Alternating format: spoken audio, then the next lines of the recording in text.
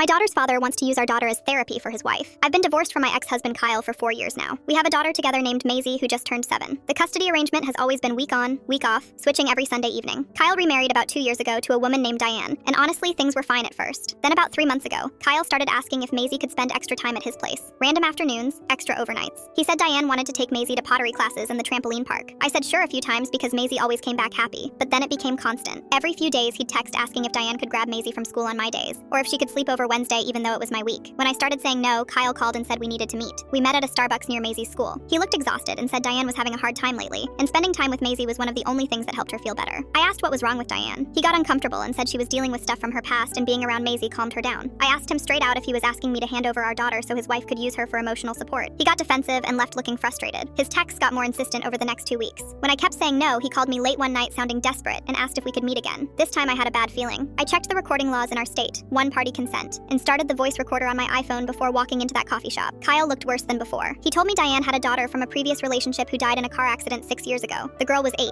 He said the grief came back hard recently, maybe because of Maisie's 7th birthday. Diane was barely functional some days. He said Diane's therapist suggested she spend time around children to help separate her grief from the present. And since Maisie was already right there, it made sense. I said our daughter wasn't a grief counselor. He snapped and said I didn't understand how bad it was, that if Diane could just have more time with Maisie, she'd stabilize. I asked him point blank if Diane's therapist actually knew she was using my specific daughter for this. He went quiet, then admitted the therapist didn't know the details. That's when it clicked. I asked how his marriage was doing. He finally admitted they'd almost separated twice in the past year. If Diane didn't get better soon, she was going to leave him. My stomach dropped. I asked if he was seriously asking me to sacrifice our daughter's emotional well-being to save his marriage. He begged me to reconsider. I said no, and left. 3 weeks later, I got served with custody modification papers. Kyle was requesting Maisie spend 3 weekdays plus alternating weekends at his house. I hired a lawyer that day. When I played her the recording, she said we had everything we needed and requested a guardian ad litem for Maisie. The court hearing was last week. Kyle's lawyer went first, talking about how Diane had a flexible schedule. Then my lawyer called Kyle to the stand and asked why he wanted more custody time right now specifically. He said Diane had been doing better lately with more time around Maisie. My lawyer played the recording. Kyle's voice filled the courtroom talking about how Diane needed Maisie to stabilize, how their marriage was falling apart. You could hear him say, she just needs a few more months and then things will level out. Kyle's face went white. The judge denied the petition immediately and granted me right of first refusal. When we walked out of the courthouse, Diane was sitting in Kyle's Tesla in the parking lot. She got out and walked straight toward me. I tensed up, but she didn't look angry. She looked destroyed. She said she didn't know Kyle had filed for custody, that when he told her about the hearing last night, she realized what he'd done. She looked at me and said she was sorry, that she'd already told her therapist everything. Then she turned to Kyle and said she was going to stay with her sister for a while. Kyle looked panicked and said they could work through this. Diane shook her head and said she couldn't be around him right now, that he'd manipulated both her and Maisie. She got in her own car and drove away. Kyle stood there looking like his whole world just collapsed. He looked at me like I was supposed to feel bad for him. I didn't. I picked up Maisie from school that afternoon and took her for ice cream. She asked if Diane was okay. I told her Diane was going through some grown-up stuff and sometimes adults need time to work things out. Kyle texted me 2 days later saying Diane moved out. I heard from a mutual friend.